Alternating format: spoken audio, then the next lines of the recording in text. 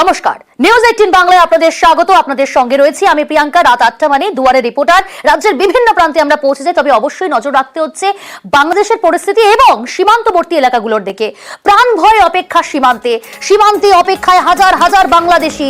প্রাণ ভয় সীমান্তে জড়ো হয়েছেন ঘর ছাড়া বাংলাদেশিরা। জলপাইগুড়ি বেরুবাড়ি সীমান্তের ঘটনা, সেখানকার ছবিটা দেখাচ্ছি আপনাদের।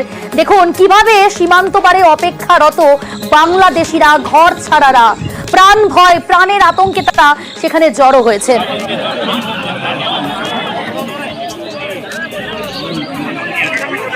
শান্তনু রয়েছে আমাদের সঙ্গে। শান্তনু, অনুপ্রবেশ রুখতে কতটা তৎপর বিএসএফ? দেখো, প্রথম থেকেই কিন্তু এই এলাকা দক্ষিণ বেড়েবাড়ি এলাকা কিন্তু সীমান্তের যে 16 কিলোমিটার রয়েছে, সেই 16 কিলোমিটার কাঁটাতারে কোনো বেড়া না থাকায় কিন্তু নিরাপত্তা সবসময় আঁটশত এই এলাকায়। কিন্তু এইবার যেটা দেখা গেল, বাংলাদেশের যে বর্তমান পরিস্থিতি, সেই পরিস্থিতির দিকে তাকিয়ে কিন্তু বিএসএফের সংখ্যা অনেকটাই বাড়ানো হয়েছিল সীমান্তে। কিন্তু আজকে দুপুরের পর থেকে কিন্তু পরিস্থিতি অন্যরকম আকার নিল। দেখা গেল যে বাংলাদেশের যে পঞ্চগড় জেলা রয়েছে, সেখানকার 5টি গ্রাম, লাহিড়িপাড়া, তারপরে বামুনপাড়া, এসব এলাকা থেকে কিন্তু বানিয়াপাড়া এলাকা থেকে প্রচুর মানুষ, কাতারে কাতারে পরিবার কিন্তু এসে সীমান্তে জিরো পয়েন্টে জড়ো হচ্ছেন। সেই খবর পাওয়া মাত্র বিএসএফের যারা জওয়ান ছিলেন তারা কিন্তু বিষয়টিকে তাদের ক্যাম্প অফিসে জানায় এবং অতিরিক্ত বিএসএফ সেই এলাকায় চলে যান এবং মানুষজন যাতে সীমান্ত পার করে ভেতরে না ঢুকতে পারে, কারণ ভেতরেই রয়েছে যে সীমান্তের বেরুবাড়ি সীমান্তের এখানটায় রয়েছে যে সকল গ্রামগুলো, সেই এলাকায় যাতে তারা ঢুকে পড়তে না পারে তার জন্য অতিরিক্ত বিএসএফ মোতায়েন করা হয়। যেটা আমরা সন্ধ্যা পর্যন্ত লক্ষ্য করলাম যে সীমান্তের যে জিরো পয়েন্ট রয়েছে, যেখানে মানুষজন প্রায় শতাধিক পরিবার, 1000-এর বেশি মানুষ এসে জমায়েত হয়েছিলেন, তারা বলছেন যে ভারতে তাদের ঢুকতে দেওয়া হোক এবং তারা সেখানে নিরাপদ নয়, নিরাপত্তার কারণ দেখিয়ে তারা কিন্তু ভারতে অনুপ্রবেশের চেষ্টা চালাচ্ছিলেন। সেখানে কিন্তু বিএসএফ তাদের আটকে রেখেছিল এবং সন্ধ্যার পর জিরো পয়েন্ট কিছুটা দূরে, অর্থাৎ পঞ্চগড় জেলার দিকে লাহিড়িপাড়ার দিকে এই সকল মানুষকে কিছুটা সরিয়ে দিয়েছে বিএসএফ। আমরা যেটা জানতে পারছি, বিএসএফের সাথে বাংলাদেশ বর্ডার গার্ডের কিন্তু কথাবার্তা চলছে যাতে কোনো রকমভাবে সীমান্তে কোনো রকম অপ্রীতিকর ঘটনা না ঘটে এবং রাতের দিকে এইসব মানুষজন যাতে ভেতরে না ঢুকতে পারে, অর্থাৎ ভারতীয় সীমান্ত অতিক্রম করতে না পারে। এই জায়গায় জানার চেষ্টা করবো, এখনো কি অপেক্ষারত ঘর ছাড়ারা সেখানে?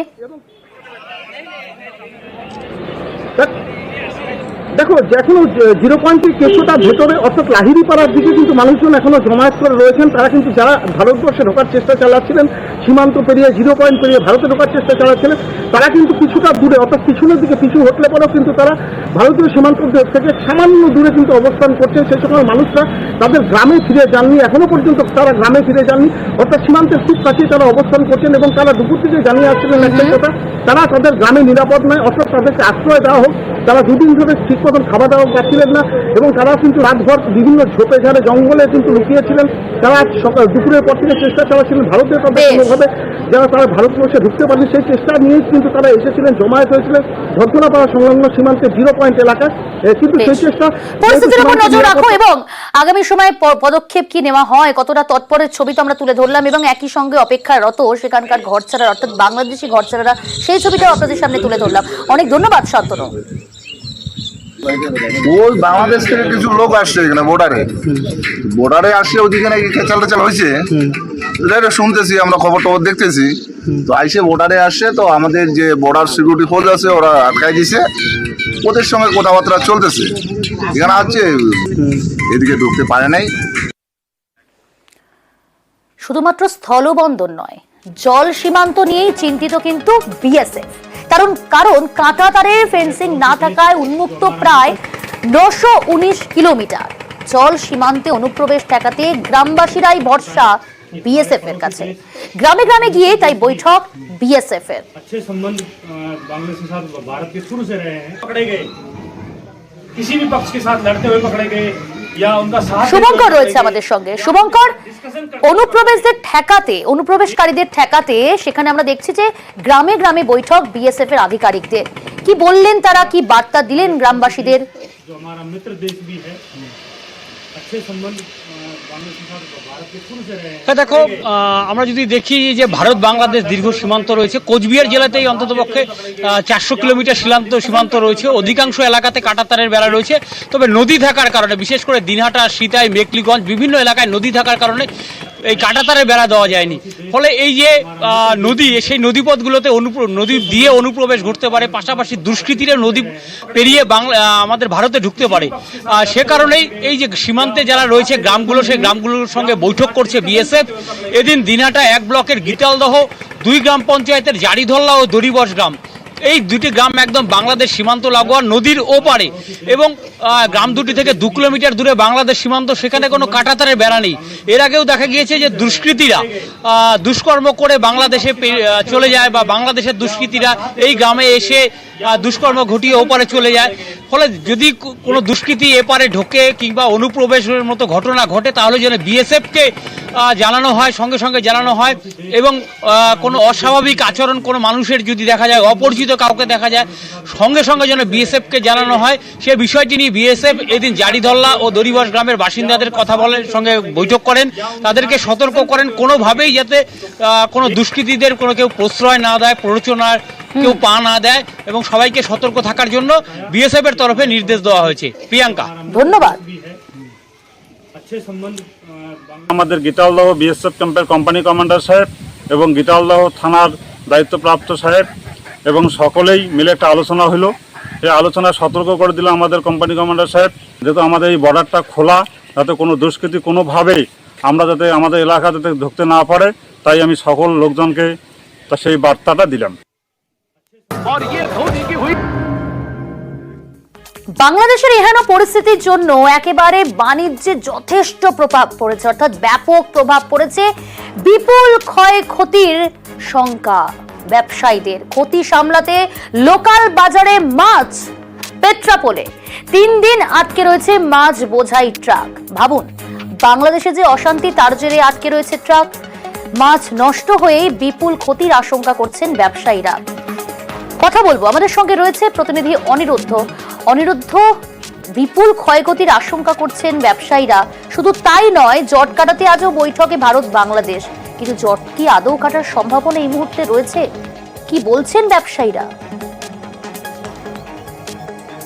দেখো প্রিয়াঙ্কা, তোমাকে জানিয়ে রাখি যে বাংলাদেশে যে অশান্তি চলছে, সেই অশান্তির কারণে পেট্টাপোল বন্দর দিয়ে আমদানি রপ্তানি বন্ধ হওয়ার পরে এই যে মাছ ব্যবসায়ীরা মাছ নিয়ে এসেছিল, সেই মাছ ব্যবসায়ীরা কিন্তু জানাচ্ছেন যে ওপার বাংলায় অর্থাৎ বাংলাদেশে তাদেরকে নিরাপত্তা দেওয়ার মতন অবস্থান নেই, সেই কারণে তারা বাংলাদেশে মাছ পাঠাতে পারেননি।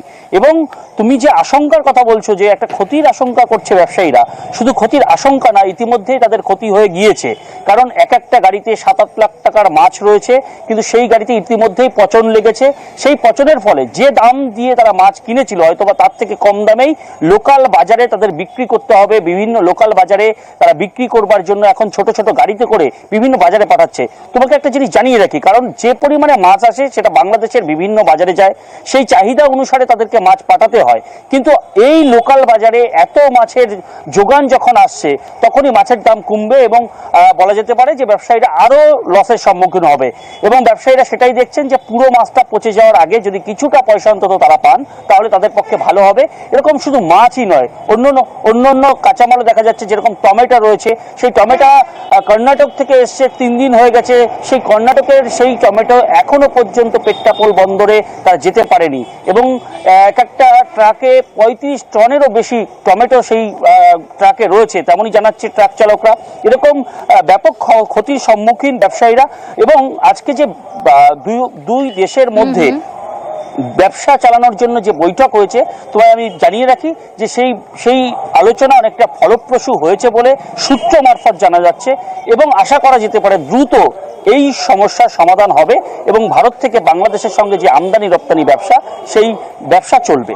বেশ, ধন্যবাদ অনিরুদ্ধ।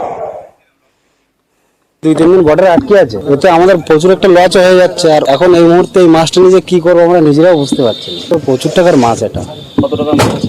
নিয়ে করে 3 লাখ টাকার মতন মাছ আছে। 2টো গাড়ি এখানে ছিল অলরেডি, সেগুলো নিয়ে গেছে, ওগুলো পচে গেছে পুরো। আর একটা গাড়ি ড্যামেজ হচ্ছে, সেটাও নিয়ে যাচ্ছে, এখান থেকে সরিয়ে ফেলছে। ওটা ওই যেটা দাঁড়িয়ে আছে, ওটা কোনো রকম আছে চলার মতো, ওই জন্য দাঁড়িয়ে আছে। যদি এক্সপোর্টের খবর হয়, ওই জন্য দাঁড়িয়ে আছে। টোটাল যে গাড়ি ছিল 4-5টা গাড়ি, তা মিলে প্রায় 70-80 লক্ষ টাকার মাছ আছে। পেট্রাপোলের ছবিটা দেখালাম, আর এবার দেখাবো আপনাদের মহদীপুর সীমান্তের ছবি। 2 দিন পর সেই মহদীপুর সীমান্ত দিয়েই পণ্য পরিবহন শুরু হয়েছে, কিন্তু এই যে 2 দিন বন্ধ ছিল, সেখানে ব্যাপক ক্ষতি হয়েছে ব্যবসায়ীদের। জানাবে আরো বিস্তারিত। সেবক রয়েছে, সেবক দুদিন বন্ধ ছিল পরপর, আর স্বাভাবিকভাবেই দুদিন বন্ধ থাকার কারণে পণ্য পরিবহনে ব্যাপক ক্ষতি হয়েছে এমনটাই বলছেন। শুধু তাই নয়, কোটি কোটি টাকা লোকসান হয়েছে। ব্যবসায়ীদের মতামত কি, এবং তোমার কাছ থেকে জানতে চাইবো এই মহদীপুর সীমান্ত দিয়ে প্রতিদিন কতগুলো ট্রাক যাতায়াত করে, কতগুলো ট্রাক পণ্য পরিবহন করে।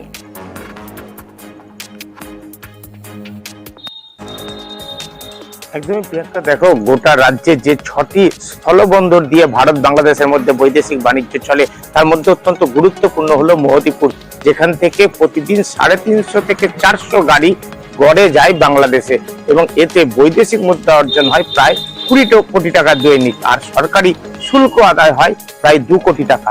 যেদিন প্রধানমন্ত্রী বাংলাদেশের ইস্তফা দেন, অর্থাৎ প্রায় 48 ঘন্টা আগে পরশুদিন দুপুরে, সেই দিনও 142টি গাড়ি যাওয়ার পর আচমকা ইম্পোর্ট এক্সপোর্ট বন্ধ হয়ে যায়। এরপর থেকে বন্ধই ছিল রপ্তানি।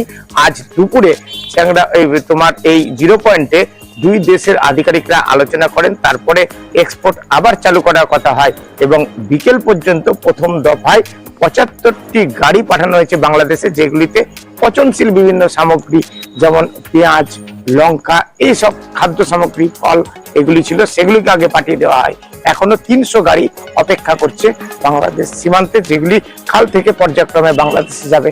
আর ব্যবসায়ীরা বলছেন 2 দিন ধরে এই সব সামগ্রী যেহেতু সীমান্তে আটকে ছিল, এই দুদিনে কয়েক কোটি টাকা লোকসান হয়েছে। খুব স্বাভাবিকভাবেই, যদিও এখন পণ্য পরিবহন শুরু হয়েছে এবং সেখানে স্বাভাবিক হয়েছে মহদীপুর সীমান্ত মালদার, সেই সীমান্তে নিত্যদিন যে পরিমাণ লেনদেন, পণ্য লেনদেন হয়, অর্থাৎ এই এপার বাংলা থেকে ওপার বাংলায় যায়, তা 2 দিন বন্ধ থাকায় কিন্তু কয়েক কোটি টাকার ক্ষতি হয়েছে।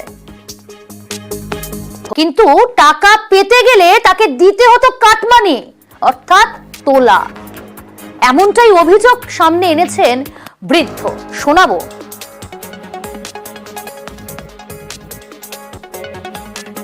যখন টাকা নিতে আপনার আমার তো বুঝি জানি অফিসে লাগবে, এই অফিসে লাগবে, অফিসে কাজ মানে কি বলতো, অফিসে কাউকে দিতে হবে বলে বলতাম। কত নোট দিয়েছেন? প্রথমে 50,000 আর 23,000 টাকা, আর 9,030-এর মধ্যে 3600 বলছিল, তাই 3,000 টাকা 2 কিস্তি, আর লাস্টের কিস্তি দিইনি। আর ভয় দেখাইছিল যে পেনশন বন্ধ করে দিল, 40% টাকা দিতে পারিনি বলে, টাকা নাই দিলে পেনশন বন্ধ হয়ে যাবে। ওনাকে নির্মাণ কর্মীর পয়সা সরকার থেকে দিত, যারা ইয়ে করছে তারা পার্সেন্টেজ অনুযায়ী পয়সাটা চাইতো। অরূপ মান্না কি বলেছে? অফিসে লাগবে, আমি কাজ করে দিচ্ছি, আমাকে এত টাকা দিতে হবে। কালীপদ বেরার নাম উঠে আসছে, উনি আপনার হাজবেন্ড হন, যে এফআইআরটা হয়েছে ওখানে কালীপদ বেরার নাম রয়েছে। ওনার কাছে বইটা আছে, ওনার মারফতে টাকাটা নিত, কিন্তু উনি 1 পয়সা কোনোদিনও মানে কোনোটা নিত না। ভাবছেন কি পরিস্থিতি? অস্থায়ী কম্পিউটার অপারেটর দিনের পর দিন এইভাবে কাটমানি নিয়েছেন ওই বৃদ্ধর কাছে। সরকারি চাকরি করতেন সেই বৃদ্ধ, এবং রিটায়ার হওয়ার পর পেনশন টাকা পেতেন, সেই টাকা থেকেও কাটমানি। সুজিত রয়েছে, সুজিত, অরূপ মান্নাই নাম সামনে এসেছে এবং এই অভিযোগ তার বিরুদ্ধে যে কাটমানি নিচ্ছেন, পেনশন নিতেন ওই বৃদ্ধে, সেখান থেকে টাকা। শুধু তাই নয়, তার বিরুদ্ধে এই অভিযোগও তুললেন বৃদ্ধ যে তাকে হুমকি পর্যন্ত দেয়া হতো টাকা না দিলে। কোথায় অরূপ মান্নার কি বক্তব্য, কি প্রতিক্রিয়া এখনো পর্যন্ত সামনে এলো?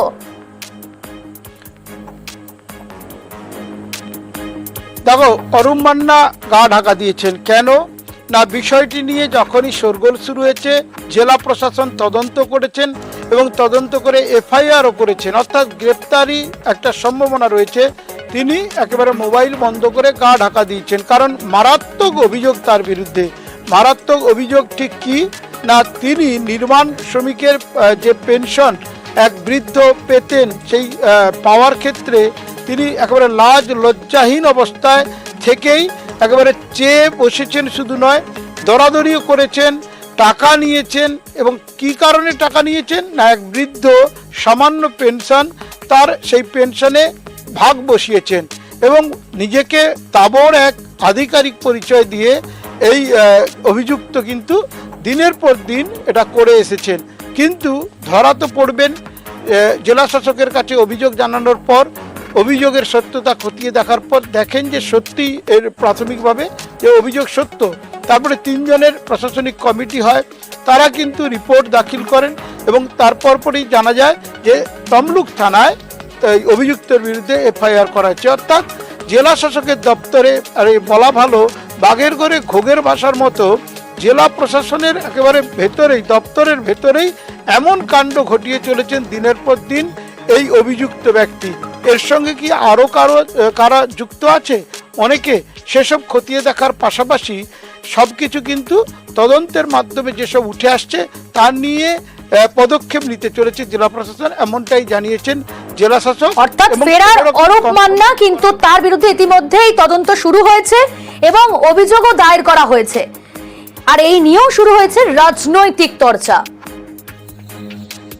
অরূপ মান্না কোনোদিনই সিআইটির লোক ছিল না। ওর বাবা মধুসূদন মান্না 7-8 বছর আগে আমাদের সিআইটি করতো। আর তাছাড়া ও তো ওই অফিসেরই ডাটা এন্ট্রি অপারেটর, এবং সেটা ঢুকেছে তৃণমূলের সময়। তো স্বাভাবিকভাবে তৃণমূলের সুপারিশে যে লোক ঢুকে সে লোক সিআইটি কি করে হয়? সে তৃণমূলের লোক।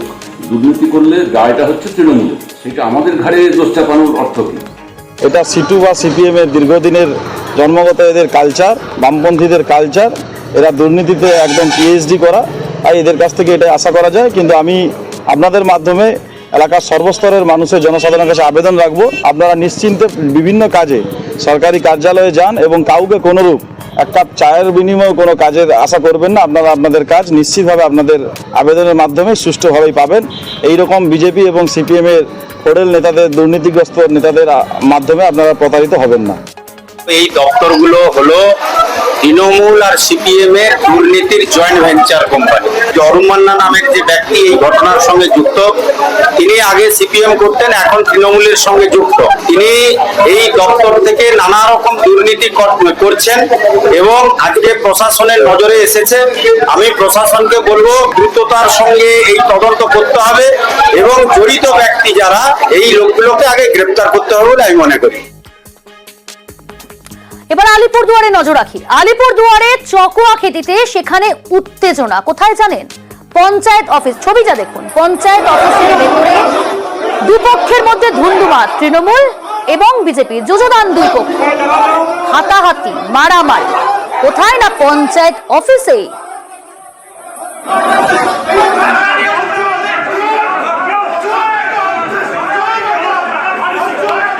রাজকুমার রয়েছে আমাদের সঙ্গে। রাজকুমার, একই ছবি দেখাচ্ছি দর্শকদের। পঞ্চায়েত অফিসের মধ্যে যুযুদান দুই পক্ষ, তৃণমূল বিজেপি। এই ধুন্ধুমার বা উত্তেজনা পরিস্থিতি তৈরি হওয়ার কারণটা কি?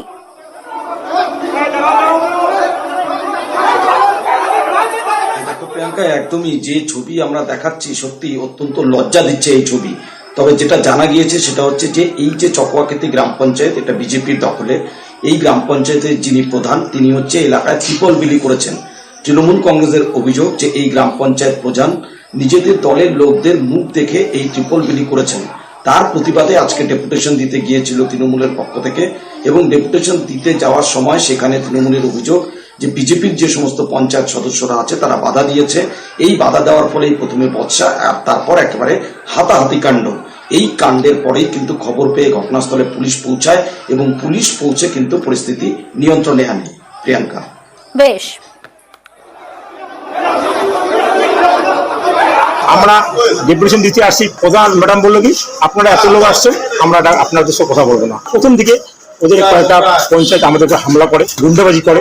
সেই পঞ্চায়েতগুলো বলে তোমাদের লোক আমারও 500-600 লোক নিয়ে আসতে পারি। তখন একটু বিতর্ক লাগে। এখানে যারা পুলিশ তাদের সাথে তাদেরকে হুমকিতে কথা বলে। এটা কি আচরণ? এটা কি বিজেপি পঞ্চায়েতের আচরণ? বিজেপি যেটা অভিযোগ করলো যে আপনারা নাকি ওদের গায়ে হাত দিয়েছিলেন। যদি কেউ হাত দিয়ে থাকে সে দিতেই পারে, আমি সেটা মেনে নিলাম, কিন্তু কেন সে গায়ে হাত দিল?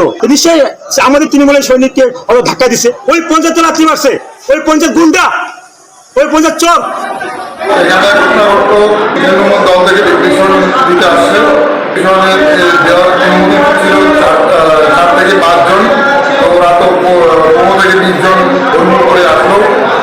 আর এসে তো একজন মহিলা প্রধান মহাশয় আছে, কীভাবে ওরা শ্রেণী বের করতে চায় একজন পুরুষ। তারপর আমাদের একজন মেম্বারের হাত উঠেছিল, বাচ্চাবাচ্চি করছিল। পুলিশ প্রশাসন এই জায়গায় দাঁড়ায় দেখছিল। প্রশাসনিক নিষেধাজ্ঞা উপেক্ষা করে নির্মাণে বিক্ষোভ। কোথাকার ঘটনা? বোলপুর পারুই রাস্তা অবরোধ করে জমি হারা কৃষকদের এই বিক্ষোভ আজ। প্রতিশ্রুতি দিয়েও জমির সীমানা চিহ্নিত না করার অভিযোগ।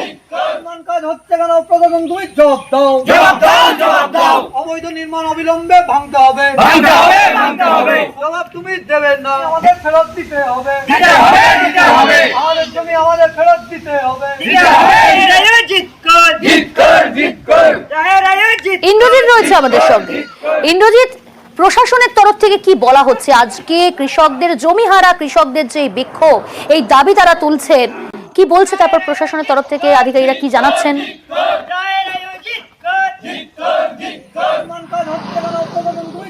দেখো, একদম যেটা বলে রাখবো, পাড়ুই যাওয়ার রাস্তাতে, শান্তিনিকেতন হয়ে পাড়ুই যাওয়ার যে রাস্তা, সেই রাস্তার উপরেই রয়েছে সবুজ পত্র নামে একটি আবাসন। অভিযোগ ছিল যে ওই আবাসন কর্তৃপক্ষ জোর করে চাষিদের কাছ থেকে পাট্টা জমি, অর্থাৎ সরকারি জমি দখল করে সেখানে আবাসন বানাচ্ছে। সেই অভিযোগ পাওয়ার পরই, সম্পূর্ণ খতিয়ে দেখার পর বীরভূম জেলা শাসক সেই জমি কিন্তু ভেস্ট করে দেয়, অর্থাৎ রাজ্য সরকারের নামে নেওয়া হয়। এখনো পর্যন্ত রাজ্য সরকারের নামে নেওয়ার পর এখনো পর্যন্ত কিন্তু ওই জমি চাষিদের হাতে আসেনি। চাষিরা যেটা জানাচ্ছে যে ওই জমিতে স্থগিতাদেশ রয়েছে, জেলা প্রশাসন স্থগিতাদেশ দিয়েছে, তা সত্ত্বেও কিন্তু কাজ করা হচ্ছিল। এবং আমরা প্রশাসন সূত্র মারফত যেটা জানতে পারছি, বা সূত্র মারফত যেটা জানতে পারছি, যে তাদের কাছে একটি কোর্ট অর্ডার রয়েছে বা একটি রায় রয়েছে যে জায়গাতে, অর্থাৎ পুরো জায়গাটি 34 বিঘা জায়গা ভেস্ট করা হয়েছে, কিন্তু বাকি যে মালিকানাধীন জায়গা সেখানে কিন্তু কাজ করা যেতে পারে, এমনই একটি রায় রয়েছে। কিন্তু চাষিদের যেটা দাবি রয়েছে যে এখনো পর্যন্ত তো জমি ভেস্ট করা হয়েছে শুধুমাত্র, অর্থাৎ জমি সরকারের নামে নেওয়া হয়েছে, কিন্তু জমির যে ডিমার্কেশন, সেটা ডিমার্কেশন করা হয়নি। তাহলে অর্থাৎ সবুজপত্র কর্তৃপক্ষ কিভাবে বুঝলো কোনটা জমি ভেস্ট করা হয়েছে, কোন জায়গাটা ভেস্ট করা হয়েছে, বা কোন জায়গাটা এখনো পর্যন্ত মালিকানাধীন রয়েছে? আর সেই জন্য চাষিরা কিন্তু বিক্ষোভ দেখাতে শুরু করে, এবং বিক্ষোভ দেখাতে গিয়ে তারা শান্তিনিকেতন হয়ে পাড়ুই হয়ে যে শিউড়ি যাওয়ার যে রাস্তা, সেই রাস্তা কিন্তু দীর্ঘক্ষণ অবরোধ করে রাখে। পরবর্তী সময় প্রশাসনের কাছ থেকে তারা আশ্বাস পায় যে কয়েকদিনের মধ্যে জমি ডিমার্কেশন করা হবে, অর্থাৎ জমি, কোন জমিটা ভেস্ট করা হয়েছে বা কোন জমিটা মালিকানাধীন রয়েছে সেটা দেখিয়ে দেওয়া হবে। তার পরবর্তীকালে সবুজপত্র কাজ শুরু করতে পারে, এমন একটি আশ্বাস পাওয়ার পরে কিন্তু চাষিরা তাদের বিক্ষোভ প্রদর্শন তুলে নেয়। অনেক ধন্যবাদ। সরকারের নির্দেশ থাকা সত্ত্বেও ওনারা কাজ চালিয়ে যাচ্ছেন। এখানে আমাদেরকে এসে এখানে কাজটা বন্ধ করতে হচ্ছে। কেন এটা হচ্ছে? প্রশাসন কেন আসছে না এখানে যে ডিউটি দিতে? পথ অবরোধ এটা কারণেই, কারণ আমাদের তাড়াতাড়ি করে স্টেপ নিতে হবে ওনাদের, যাতে আমাদের ডিমার্কেশন করে আমাদের জমি, পাট্টা জমি ফেরত দেয় এবং রেকর্ড করে দেয় অবিলম্বে। কাজ আরম্ভ করেছিল ওরা, তারপর আমরা বন্ধ করতে এসেছিলাম, এখন জমি ফেরত চাইছি। আর এবার নজর চলে রাখবো খড়গপুর কলেজের দিকে। সেখানে গোষ্ঠী সংঘর্ষ, দুই গোষ্ঠীর সংঘর্ষে জেরে উত্তপ্ত হলো খড়গপুর কলেজ। ধুন্ধুমার পরিস্থিতি, মারামারিতে মাথা ফাটে কয়েকজন পড়ুয়ার।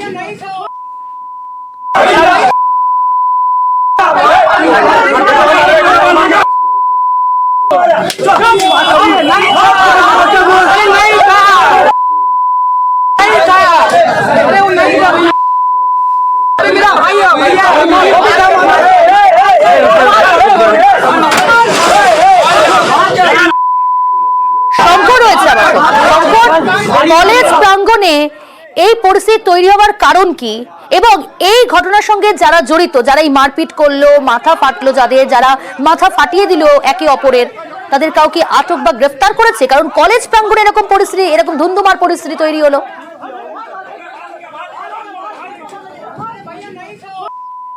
একেবারে প্রিয়াঙ্কা, দেখো খড়গপুর কলেজের যে তৃণমূল ছাত্র পরিষদের যে অফিস, আর এই অফিস দখলকে কেন্দ্র করে রীতিমতন দুই গোষ্ঠীর মধ্যে ব্যাপক সংঘর্ষ হয়, এবং এই সংঘর্ষের জেরে দুই পক্ষের 7 জন আহত হয়। ইতিমধ্যে 2 জন গুরুতর আহত হয়েছে, শেখ জামির এবং শেখ বিকি নামে 2 জন, তাকে বেসরকারি হাসপাতালে ভর্তি করা হয়েছে।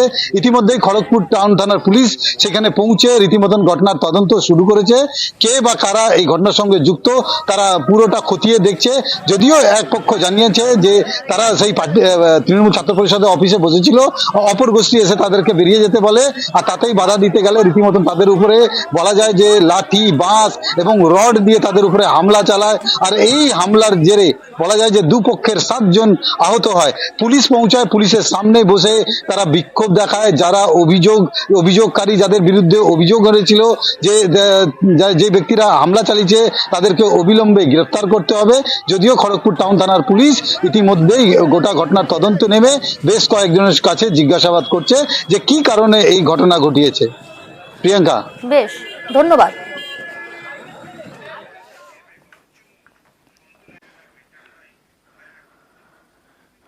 এদিকে হাওড়ার দিকে এবার নজর রাখি, কারণ হাওড়াতে পর্যটন কেন্দ্রের বাইরে 11,000 ভোল্টের বিদ্যুতের তার, বিদ্যুৎ স্পৃষ্ট হয়ে হোটেল কর্মীর মৃত্যুর অভিযোগ। হাওড়ার গড়চুমুকে হোটেল কর্মীর মৃত্যুকে কেন্দ্র করে এই উত্তেজনা পরিস্থিতি তৈরি হয়।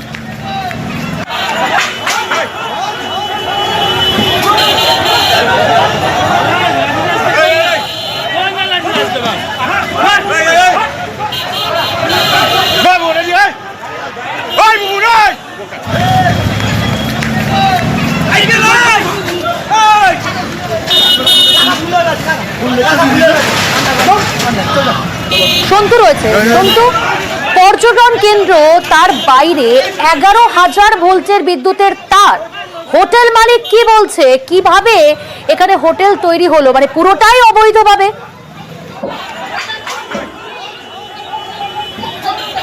দেখো, স্থানীয়দের এটাই বক্তব্য যে এই যে গড়চুমুক পর্যটন কেন্দ্রের বাইরে থেকে যে 11,000 ভোল্টের তার গিয়েছে, সেই তারের নিচেই কিন্তু এই হোটেলটা অবৈধভাবে তৈরি হয়েছিল, তার ফলেই এই দুর্ঘটনা। আর সকালবেলা ওই হোটেলেরই কর্মী যখন ছাদে ওঠে, সেই সময় কিন্তু তারে বিদ্যুৎপৃষ্ট হয় এবং প্রায় 1-1.5 ঘন্টা এই তারে ঝুলছিলেন এই মৃতদেহটি। স্থানীয়রা যেটা জানাচ্ছেন যে অবৈধভাবে বিল্ডিং করার ফলেই কিন্তু এই দুর্ঘটনা ঘটেছে। এই মৃতদেহ যখন পুলিশ নামায়, সেই তখনই কিন্তু স্থানীয় বাসিন্দারা সেই হোটেলে ভাঙচুর বা ইট ছড়ে তখনই কিন্তু ক্ষুব্ধ জনতাকে ছত্রভঙ্গ করতে পুলিশ লাঠি চালায় এবং তারপরেই কিন্তু এলাকায় পরিস্থিতি নিয়ন্ত্রণে আসে। তবে যেটা জানা যাচ্ছে বা পুলিশ সূত্রে যেটা জানা যাচ্ছে, ওই হোটেল কর্মী কিন্তু গতকালই কিন্তু এই হোটেলে নতুন কাজে এসেছিল, তার বাড়ি পূর্ব মেদিনীপুরে বাড়ি, এবং তিনি কিন্তু গতকালই ওই হোটেলে এসেছিল কাজের জন্য। আর সকালবেলায় ছাদে ওঠায় এই বিপত্তি এবং 11,000 ভোল্টের তারে কিন্তু তিনি বিদ্যুৎপৃষ্ট হয় এবং প্রায় 1 থেকে 1.5 ঘন্টা কিন্তু এই তারে ঝুলছিল। তারপরেই কিন্তু পুলিশ এসে বিদ্যুৎ দপ্তরকে খবর দিয়ে কিন্তু কিন্তু জানার চেষ্টা করব হোটেল মালিক কিংবা হোটেল কর্তৃপক্ষের তরফ থেকে কাউকে, মানে কর্মীদের জানানো হয়নি যে তার বাইরে 11,000 ভোল্টের বিদ্যুতের তার রয়েছে, সাবধান হওয়ার জন্য কোনো কিছু বলা হয়নি?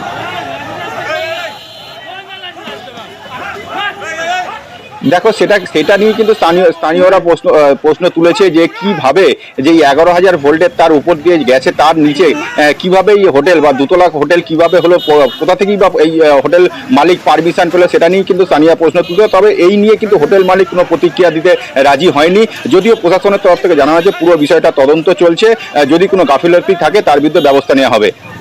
বেশ, এই পারমিশনটা প্রথম কে দিয়েছে, জবটা দিতে হবে আমাদের। 11,000 ভোল্টেজ আছে ওপরে, ঠিক আছে, আমরা একটা বাড়ি করতে গেলে তার অঞ্চলে পারমিশন নিতে হয়, এর পারমিশন নিতে হয়। আগে একটা ছোট ঘুমটি মিষ্টি দোকান ছিল, তো এটা কি পারমিশন কি করে হতে পারে? এত বড় হোটেল একটা তৈরি হয়ে গেল, কি করে পারমিশন পেতে পারে? আবার 11,000 ভোল্টেজে কি করে হতে পারে? এটা আনলিগেল একদম। রানীগঞ্জে হয়েছিল ধস, রানীগঞ্জের পর এবার শাকতরিয়ায় ধস, কুলটির রক্তা গ্রামে ধস নেমেছে, ধসে ক্ষতিগ্রস্ত একটি বাড়িও। এর আগেও এলাকায় ধস নামে, আর এই ধস নেমেছে যে ইসিএল এর বিরুদ্ধেই অভিযোগ তুলছেন স্থানীয় বাসিন্দারা। ইসিএল এর বিরুদ্ধে গাফিলতির অভিযোগ, বারবারই গাফিলতির অভিযোগ তোলেন সেখানকার স্থানীয় বাসিন্দারা।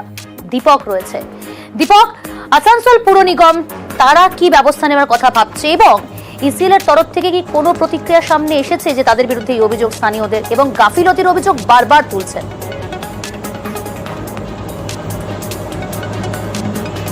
দেখো, একেবারে ইসিএল এর বিরুদ্ধে বারবারই অভিযোগ তোলার কারণ হচ্ছে কি, ইসিএল কর্তৃপক্ষ যখন কয়লা খনি এলাকায় তৈরি করে, কয়লা খনি থেকে কয়লা উত্তোলন করার পর যে অংশ থেকে কয়লা উত্তোলন করে মাটির নিচে, সেই অংশতে বালি ভরাট ঠিকঠাকভাবে করে না, এমনটাই অভিযোগ হচ্ছে স্থানীয় গ্রামবাসীদের ইসিএল এর বিরুদ্ধে, যার ফলে কিন্তু ধস নামছে। রানীগঞ্জের পর এবার কুলটির শাকতরিয়াতে ধস।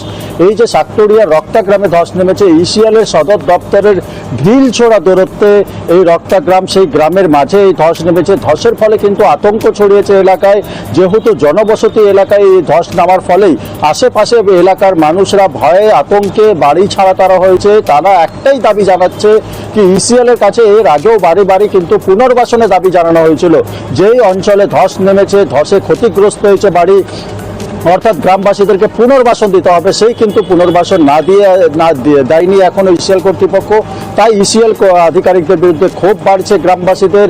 ইতিমধ্যেই আজকে যখন ধসের ঘটনা ঘটে, ধসের ঘটনার পরই কিন্তু ইসিএল এর সদর দপ্তর সাতক্ষীরাতে বিক্ষোভও দেখায়, পুনর্বাসনের দাবি জানায়। বারবারই কিন্তু আশ্বাস পাওয়া যায় ইসিএল কর্তৃপক্ষের কাছে, কিন্তু বাস্তবে সেই চিত্র দেখা যাচ্ছে না। পুনর্বাসনের জন্য আবাসন তৈরি করা হয়েছে, কিন্তু পুনর্বাসন যাদেরকে নিয়ে ধসপ্রবণ এলাকায় যারা বসবাস করছে তারা এখনো পুনর্বাসন পায়নি।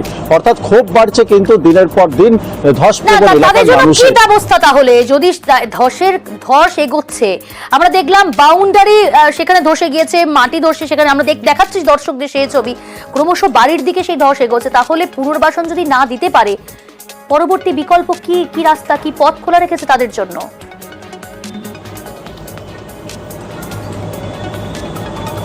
দেখো, স্বাভাবিক আসানসোল পৌর নিগম এলাকায় এই ধস নামার ফলে কিন্তু স্থানীয় কাউন্সিলর ঘটনাস্থলে গেছিলেন এবং আসানসোলের মেয়র মহানাগরিক তিনিও গোটা বিষয় কাউন্সিলরের মাধ্যমে জানতে পেরেছেন এবং ইতিমধ্যে যে কটি পরিবার আতঙ্কে বাড়ি ছেড়েছেন তাদেরকে আশ্রয়ের ব্যবস্থা করা হয়েছে, তাদের অস্থায়ী ব্যবস্থা করা হয়েছে তাদের আপাতত থাকার জন্য। এবং পৌরসভার পক্ষ থেকেও ইসিএল এর কাছে আবেদন জানানো হচ্ছে কি যেইভাবে ধস নামছে এলাকায়, রানীগঞ্জে কখনো ধস নামছে জনবসতি এলাকায়, কখনো সাতক্ষীরায় ধস নামছে, অর্থাৎ যেই এলাকায় ধস নামছে সেই এলাকার মানুষ কিন্তু আতঙ্কিত, তাদেরকে পুনর্বাসন দিতে হবে এবং অবিলম্বে পুনর্বাসন দিতে হবে।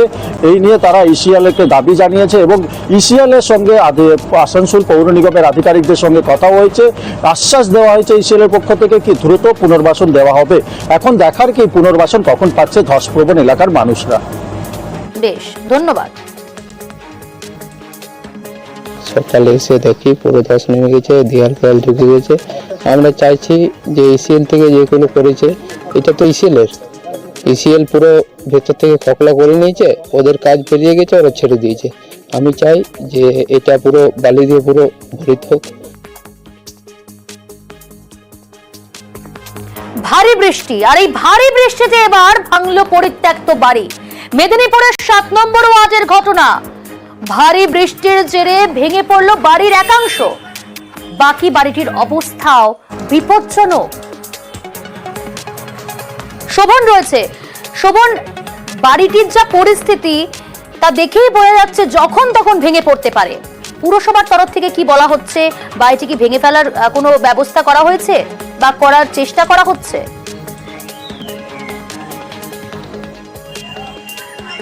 প্রিয়াঙ্কা, দেখো, মেদিনীপুর পৌরসভার তরফ থেকে ইতিমধ্যে কিন্তু পদক্ষেপ গ্রহণ করা হয়েছে। পৌরসভার তিনি পৌরপ্রধান রয়েছেন সৌমেন খান, তিনি জানিয়েছেন যে মেদিনীপুর শহর জুড়ে কিন্তু এই ধরনের পরিত্যক্ত বা পুরানো এবং ভগ্নপ্রায় বাড়ির সংখ্যা প্রায় 30 থেকে 32টি, যা চিহ্নিত করা হয়েছে মেদিনীপুর পৌরসভার তরফ থেকে।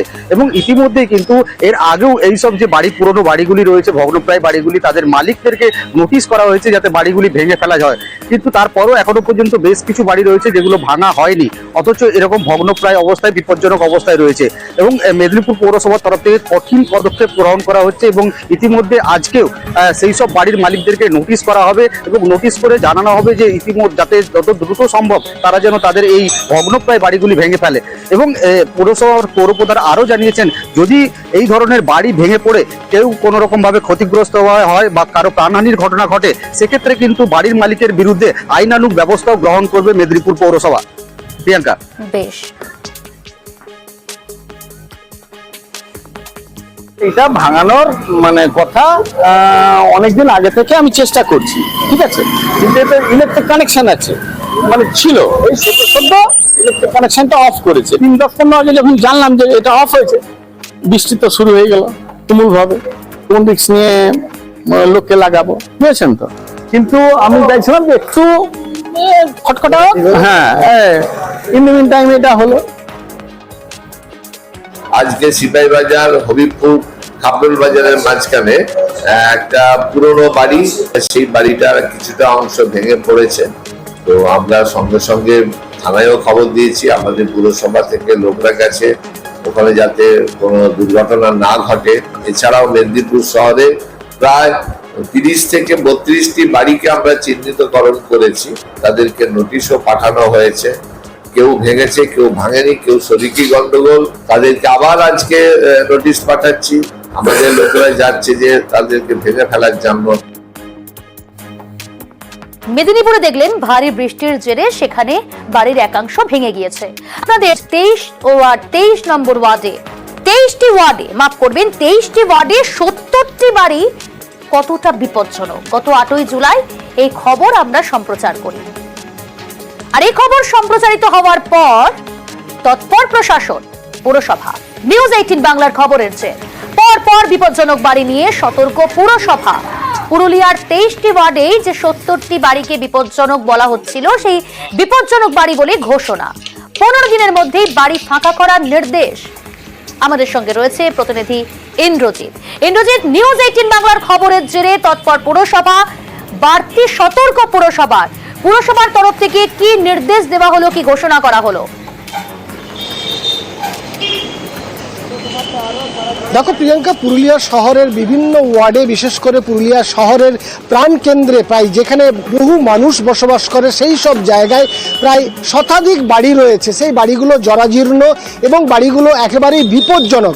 শুধু যে বিপজ্জনক তেমনটা না, ছোট বড় দুর্ঘটনা ঘটেছে, মৃত্যু হয়েছে এক মহিলার, এবং সেই বাড়ির খবর আমরা, সেই বিপজ্জনক বাড়ির খবর আমরা তুলে ধরি এবং তারপরেই প্রশাসন বা পুরুলিয়া পৌরসভার চেয়ারম্যান একেবারেই উদ্যোগ নেয় এবং এই বাড়িগুলো থেকে সতর্কীকরণের বার্তা দেওয়া, বোর্ড লাগানো হয় এবং বাড়ির যারা মালিক রয়েছে তাদের ইতিমধ্যে নোটিশ পাঠানো হয় 15 দিনের মধ্যে এই বাড়িগুলো ভেঙে দিতে হবে, এবং বাড়িগুলো যদি না ভাঙা হয় সেক্ষেত্রে পৌরসভা নিজে উদ্যোগ নিয়ে বাড়িগুলো ভেঙে নেবে। ফলে স্বাভাবিকভাবেই আমরা এই খবর দেখানোর পর নড়ে চড়ে বসেছে, উদ্যোগ নিয়েছে প্রশাসন। দুর্ঘটনা ঘটছিল, মৃত্যু হচ্ছিল, এবং যে বাড়িগুলো রয়েছে তাতে অধিকাংশ বাড়িতেই বসবাস করে না, ভুতুড়ে বাড়ির মতো রয়েছে, জরাজীর্ণ বাড়ি। শহরের প্রাণকেন্দ্রে এই বাড়িগুলো রয়েছে, যেখান দিয়ে স্কুলের যাওয়ার রাস্তা রয়েছে, সাধারণ মানুষ পথচারীরা হাঁটাচলা করে, ফলে স্বাভাবিকভাবেই বিপদ হতে পারে। আর সেই কারণেই পৌরসভা আপাতত সেই সব বাড়িগুলোতে 70টি বাড়িতে চিহ্নিত করে সেখানে বোর্ড লাগিয়ে দিয়েছে, সাধারণ মানুষকে সতর্ক করেছে, সচেতন করেছে, এবং পাশাপাশি একেবারেই কড়া নির্দেশ দেওয়া হয়েছে 15 দিনের মধ্যেই এই বাড়িগুলো ভেঙে ফেলার নির্দেশ দেওয়া হয়েছে। অন্যদিকে না ভাঙলে পৌরসভা নিজে উদ্যোগ নিয়ে ভাঙবে, সেক্ষেত্রে ভাঙার যে খরচা সেটা বহন করতে হবে সেই বাড়ির মালিককে। প্রিয়াঙ্কা, বেশ, অনেক বাড়ির মালিক তারা ইচ্ছাকৃতভাবে এই সমস্ত বাড়িগুলো ঝুলিয়ে রেখেছে। এবারে যখন দুর্ঘটনা ঘটে যায় তখন সব কিছু পৌরসভার উপরে বর্তায়। আমাদের ইঞ্জিনিয়াররা লাগাতার 1 মাস ধরে সরেজমিনে পরিদর্শন করে তারা একটা 70টা বাড়ির লিস্ট, তারা তালিকা তৈরি করেছে। আরও বেশ কিছু বাড়ির তালিকা চলছে। কাউন্সিলররাও ওই ব্যাপারে ওয়ার্ডে ওয়ার্ডে তারা নিজেরাও পরিদর্শন করছেন। আপনার বিপজ্জনক বাড়ি এটি, এর থেকে দূরত্ব বজায় রাখুন। শিলিগুড়ির দিকে নজর রাখি, আর আবারও শিলিগুড়িতে উচ্ছেদ করতে গিয়ে বাগে নিকাশি নালার উপর দোকান ঘর তৈরির অভিযোগ, আর সেই বেআইনি নির্মাণ ভাঙতে গেলেই ক্ষোভের মুখে পড়তে হচ্ছে পুরসভার আধিকারিক থেকে কর্মীদের। এর আগেও আমরা দেখেছি শিলিগুড়িতে প্রশাসনিক আধিকারিকদের বারবার বাধার মুখে পড়তে হয়েছে। পার্থপ্রতিম রয়েছে আমাদের সঙ্গে। পার্থপ্রতিম, বারবার এই বাধার মুখে কেন পড়তে হচ্ছে, যেখানে রাজ্যের মুখ্যমন্ত্রী মমতা বন্দ্যোপাধ্যায়ের স্পষ্ট নির্দেশ এবং হুঁশিয়ারি যে কোনো রকম ভাবে বেআইনি অবৈধ নির্মাণ মেনে নেওয়া হবে না, এবং শুধু তাই না, সরকারি জমি দখল করাও চলবে না। তারপরও বারবার কেন বাধার মুখে পড়তে হচ্ছে প্রশাসনিক আধিকারিকদের?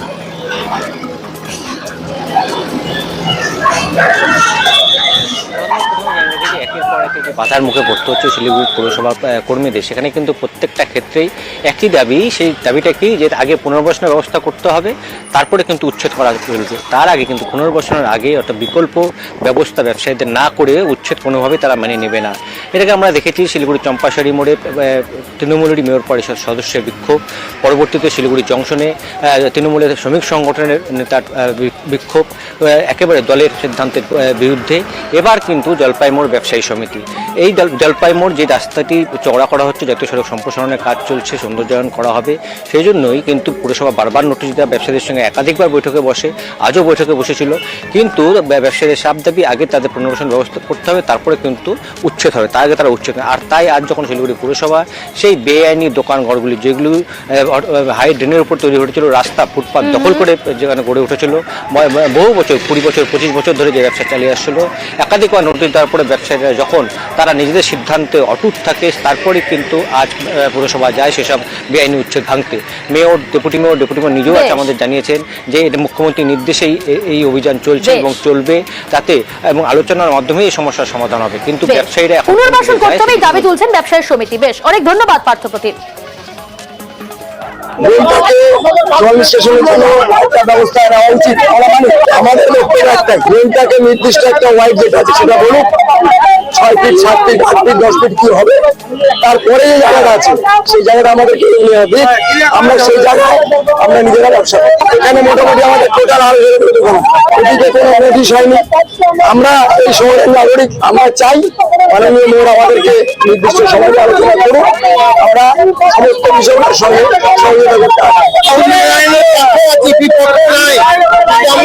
মেয়রের সাথে কথা বলে তারপরে আমরা কি ডিসিশন দেয় সেটা মানবো।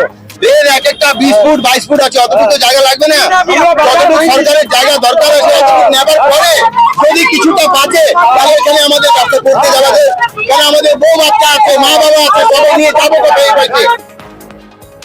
পানিহাটিতে সেদিকে নজর রাখি, সেখানে এক্সপ্রেসওয়ের জেরে নিকাশিতে ক্ষোভ। পানিহাটিতে কল্যাণী এক্সপ্রেসওয়ে সম্প্রসারণ, পানিহাটের 29 নম্বর ওয়ার্ডে তৈরি হয়নি কালভার্ট, আর কালভার্ট না থাকায় বৃষ্টিতে জল থই থই পরিস্থিতি, গোটা এলাকা জলমগ্ন। আমাদের সমস্যা স্যার, আগে এর থেকে বেশি জল হতো, তখনও আমাদের অসুবিধা হয়নি। আমার এই পাশে ঘর, একতলা ঘরের ভিতরে 1 হাঁটু জল আজ 1 সপ্তাহ ধরে নামছে না। এটা মূলত কালভার্ট হওয়ার দাবি ছিল সকলের। কালভার্টটাকে অফ করে হিসাব মতো নিচে দিয়ে কোনো রকম কোনো মানে পরিকল্পনা ছাড়া, মানুষের রায় ছাড়া ইচ্ছা মতো কাজটা করে দিয়ে গেছে। সুবীর রয়েছে। সুবীর, পানিহাটে পুরসভা কি ব্যবস্থা নিল? আজ তো বিক্ষোভ দেখালেন স্থানীয় বাসিন্দারা কেএমডির আধিকারিকদের ঘিরে ধরে, কিন্তু পানিহাটি পুরসভা কি ব্যবস্থা নিল?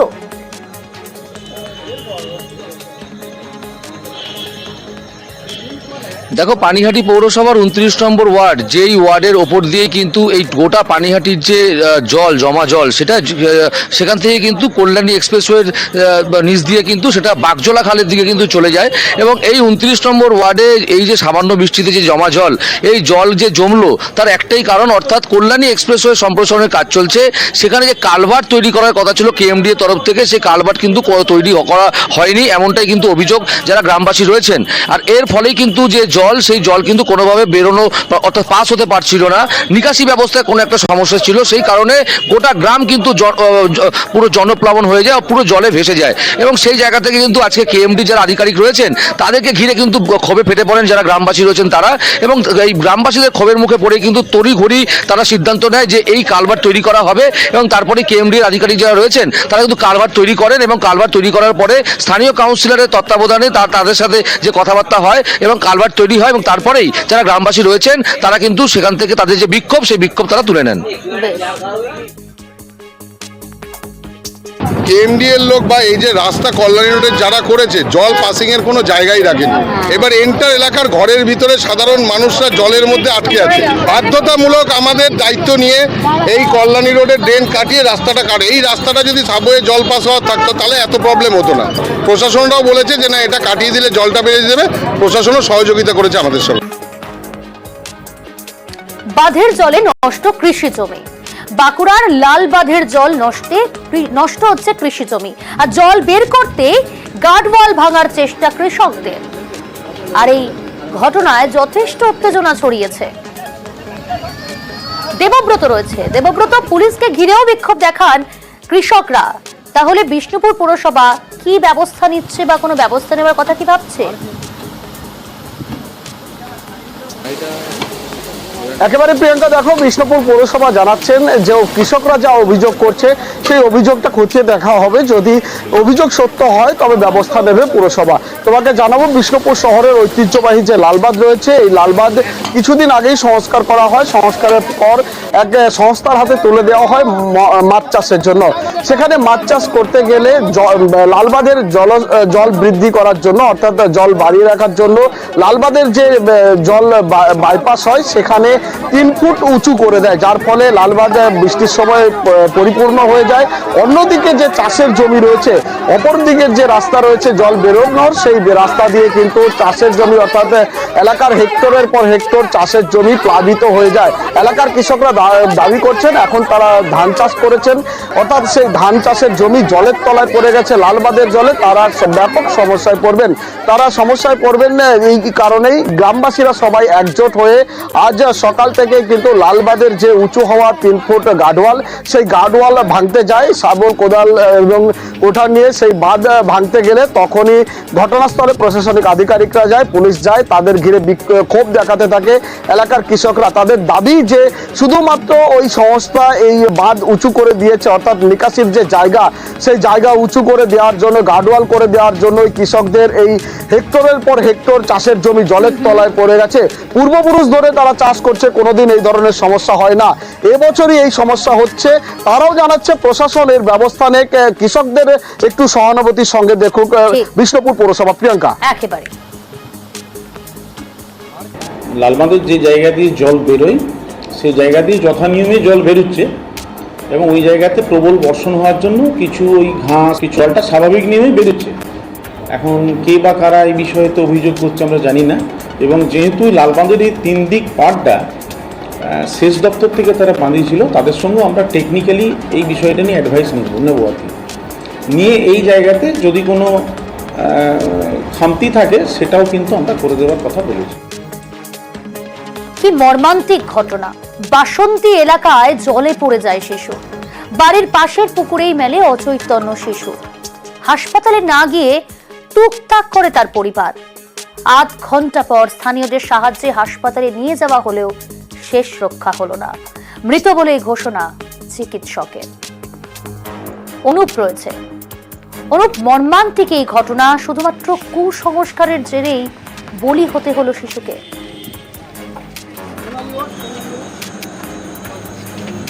প্রিয়াঙ্কা একদম ঠিক। দেখো, কুসংস্কারের কারণেই কিন্তু এমনই ঘটনা ঘটেছে দক্ষিণ 24 পরগনার বাসন্তীর ফুলতলি মোকামবেরিয়া গ্রামে। সেখানে একটি 1.5 বছরের শিশু, সে কিন্তু বাড়ির অনন্তরে কখন জলে পড়ে গেছে কেউ কিন্তু দেখতে পায়নি। এরপরে তাকে খোঁজাখুঁজি করা হলেই এই সেই পুকুরটি, যে পুকুরের পাড়েই কিন্তু তার মা কিন্তু কাপড় কাচছিল এবং খোঁজাখুঁজির পরেই সেই শিশুটির দেহ কিন্তু পুকুরে ভাসতে দেখা যায়। এরপরে পরিবারের লোকজন কিন্তু তাকে উদ্ধার করে এবং উদ্ধার করার পরে তারা কিন্তু ওই পুকুরের মধ্যে ওই শিশুটিকে মাথায় করে নিয়ে পুকুরের মধ্যেই ঘোরাঘুরি করে এবং নাচানাচি করে এবং এমনকি জল পেটানো থেকে শুরু করে এবং পুকুর পাড়ে টুকটাক করে, এমনই হচ্ছে দাবি করেন পরিবারের লোকজন। কারণ তারা এটা একটু বিশ্বাস করছে, কারণ তারা এমনই দাবি করছে যে তারা এই সব কুসংস্কারকে তারা বিশ্বাস করেন এবং এই ঘটনায় যখন গ্রামের স্থানীয় মানুষজনরা দেখতে পান, তারা কিন্তু সেই শিশুটিকে প্রায় 8 ঘন্টা এরকম করার পরে এই পরিবারের লোকজনদের কাছ থেকে শিশুটিকে নিয়ে আসে ক্যানিং মহকুমা হাসপাতালে। সেখানে নিয়ে আসলে চিকিৎসকরা তাকে মৃত বলে ঘোষণা করেন। এই ঘটনায় পরিবার একদিকে যেমন কান্নায় ভেঙে পড়ে, অন্যদিকে এলাকার শোকের ছায়া নেমে পড়ে। পুলিশ দেহটি হচ্ছে ময়নাতদন্তের জন্য নিয়ে আসে। তবে এই ঘটনায় ক্যানিং মহকুমা হাসপাতালের চিকিৎসক তিনি দাবি করেছেন, মানুষ যদি কুসংস্কারে না বিশ্বাস করে হাসপাতালে নিয়ে আসলো তাহলে চেষ্টা করা যেত। অনেক ধন্যবাদ। ওর মা ঘাটে গিয়ে দেখতে পেয়েছিল যে পুকুরে ভেসে আছে। ওর মা 2-3 বার তুলতে গিয়েছিল, ওর মা নিজেই মাঝখানে চলে আছে, বাচ্চার কাছে পৌঁছাতেই পারছিল না। তারপর বাচ্চাটাকে তুলেছে, তারপর সবাই গিয়ে জল পেটাচ্ছিল, তারপর বাচ্চাকে নিয়ে তাড়াতাড়ি করে হসপিটালে চলে গেছে। 2-3 পেটাচ্ছিল জল, তারপরে মাথা করে নিয়েছিল, তারপর সবাই লোকজন ছুটে এসেছে, আসার পরে জোর করে ওই জেঠিমার কাছ থেকে নিয়ে সবাই নিয়ে চলে গেছে হসপিটালে। গত 31শে জুলাই আপনাদের দেখিয়েছিলাম পটাশপুরে 400 বছরের গাছ কাটার চেষ্টা, আর সেই খবর গত 31শে জুলাই আমরা সম্প্রচার করেছি। সেখানে 400 বছরের গাছ কাটার চেষ্টা। নিউজ 18 বাংলার খবরের জেরে পটাশ 100 বছরের চেষ্টা নড়ল টনক। শুধু তাই নয়, 31শে জুলাই খবর সম্প্রচারের পর পড়ল ব্যানার, পেপার পড়ায় সতর্কতা ব্যানার বন বিভাগের। পঙ্কজ রয়েছে। পঙ্কজ, নিউজ 18 বাংলার খবরের জের এবং তারপরেই টনক নড়ল, কতটা খুশি গ্রামবাসীরা, পরিবেশ প্রেমীরা?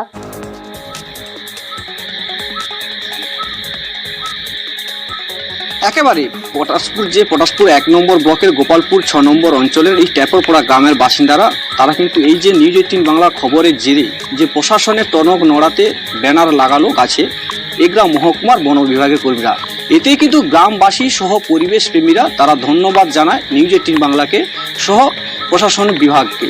সেক্ষেত্রে তোমাকে জানিয়ে রাখি, এই 400 বছরের পুরনো বটগাছ, পাশেই বটগাছের একজন যে বাসিন্দা রয়েছে তিনি কিন্তু বটগাছটি কাটার চেষ্টা করে। সেক্ষেত্রে গত 31শে জুলাই আমরা কিন্তু সেই খবর সম্প্রচারণ করেছিলাম। সেক্ষেত্রে সেই গ্রামবাসীর বিরুদ্ধে এবং যে গাছ কাটার বিরুদ্ধে গ্রামবাসী সহ পরিবেশ প্রেমীরা কিন্তু প্রতিবাদ করে। সেক্ষেত্রে বন বিভাগ সহ এবং যে নিউজ 18 বাংলা খবর সম্প্রচারণ করা হয়, সেক্ষেত্রে বন বিভাগ যেখানে এগরা মহকুমার বন বিভাগের পক্ষ থেকে সেই গাছে সতর্কতার ব্যানার লাগানো হয়, যেখানে লাগানো ব্যানারে লেখা রয়েছে, পরিষ্কারভাবে জানিয়ে দিয়েছে যে এই গাছ যদি পুনরায় কাটার চেষ্টা করে ওই ব্যক্তি, তাহলে আইনের ব্যবস্থা করা হবে, এমনটাই।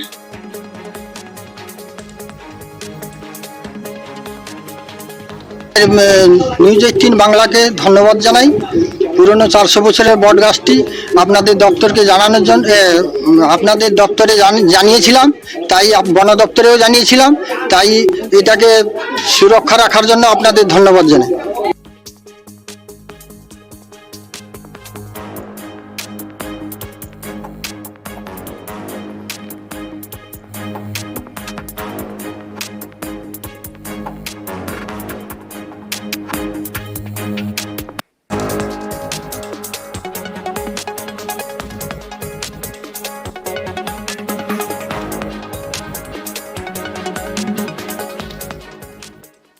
দুয়ারে রিপোর্টার এখনকার মতো এই পর্যন্ত। অন্যান্য আরো গুরুত্বপূর্ণ খবর নিয়ে নিউজ রুম লাইভে রয়েছে